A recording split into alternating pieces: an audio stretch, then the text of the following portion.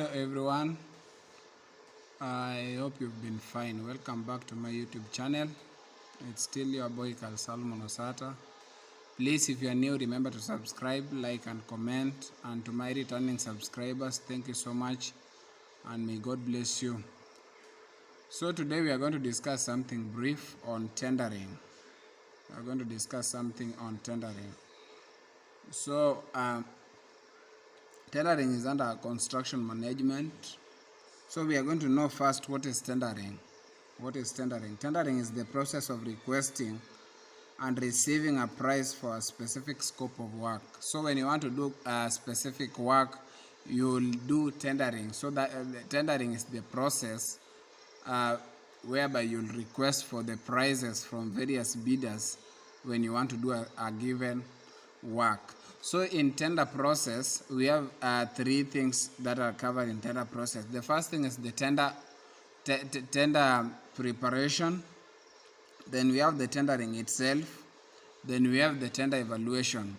So in tender preparation is where you prepare the exact things that are to be captured in that work that you want to do. Then you proceed to advertising this work so that you can request for various bidders who will come up with their prices that they want to do the work with. Then you go to the tender evaluation. Tender evaluation is where now you'll do the evaluation of the prices that have been given from various bidders. So after that, then we have various things that are done in tendering. First, you do a feasibility study. What is a feasibility study? It is a kind of a meeting that is done before you do the tender process with the relevant bodies that are going to take part in that work, like the engineers. Then you'll discuss the various things that will be included in that work, scope of work that you want to do. Then you'll proceed to the design stage. Design stage is where if you want to come up with a given construction or a given project, you'll make the sketches of the works that you are to do.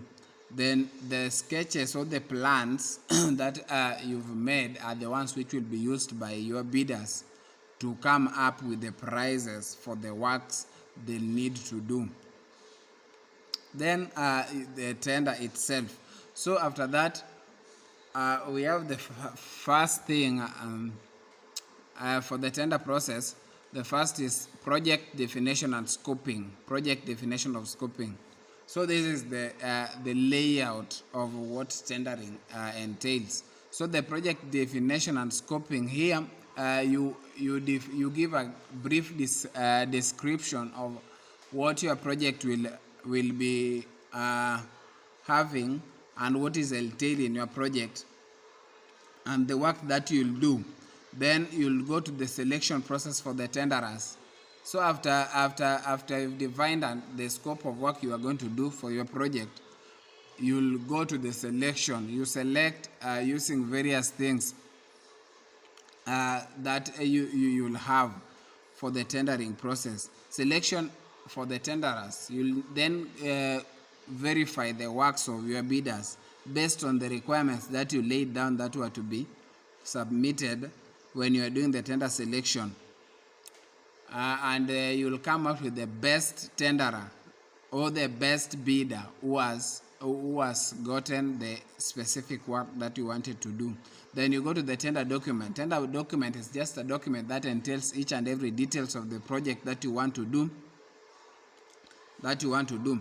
Then the criteria of selection, you'll use various criteria. You'll shortlist the people who have you'll shortlist the bidders, who have come up with their projects in a way that you described. Then after that, you call for the tenderers. That is another name for this. You'll do it a tender opening, where you call for the tenderers to tell them the engineer's estimate Then after they have known the engineer's estimate, each and every person will know the various things that he did. Then there they will know the various requirements that they have submitted, and the work is done in a transparent way. Then there is a tender meeting. That is the group of people who are responsible, who had conducted a feasibility study, will go for a meeting and they'll know various things that the people who have bidded for the work have placed in their projects, and do it for the verification. Then they have the amendments to the tender document. Then the last one will be submission and closing of the tender. There is when the tender process will be completed. When everybody has submitted and have been verified, then you close the tender. Then there is tender analysis. So when you are analyzing the tender, first thing you you must know, when you're analyzing the tender, let's say you've given a specific company to handle that work. The first thing you'll ensure this company, you'll know the ability of the company financially. You cannot give a project to somebody who is bankrupt. So you'll know the ability of the company. Then you'll go to the price offered, the price that the company has bidded. If it is next to the engineer's estimate, which is always 5% above or 5% below, so you'll go to the price that is offered. Is it a price that is lower than the engineer's estimate and extremely lower, so that if you analyze it, you'll get it that the contractor, when given a job, will do a shoddy work, or the price is higher, much higher than the engineer's estimate, which means that the contractor had some hidden agendas, like to get more profits for the work. So those are the various things that you use. Then you'll go to the completion period. The completion period that you've laid down.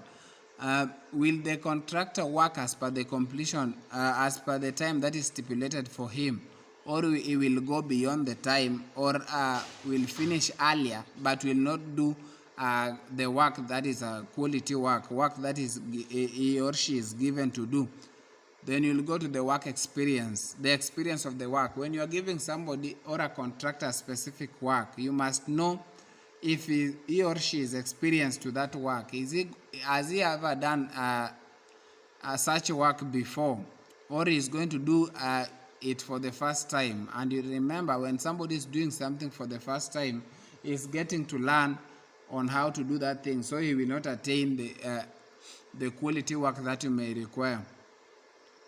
Then we have the adequacy of the tender condition. Then we have the ongoing projects. You will first know the projects that the person who you've given the work has done, and the ones that is continuing with. Maybe you have given your project to somebody who is having very many projects which are ongoing, and he will pay more attention to those other projects and neglect yours. Thereby, you will not achieve the quality of the work that you'll need.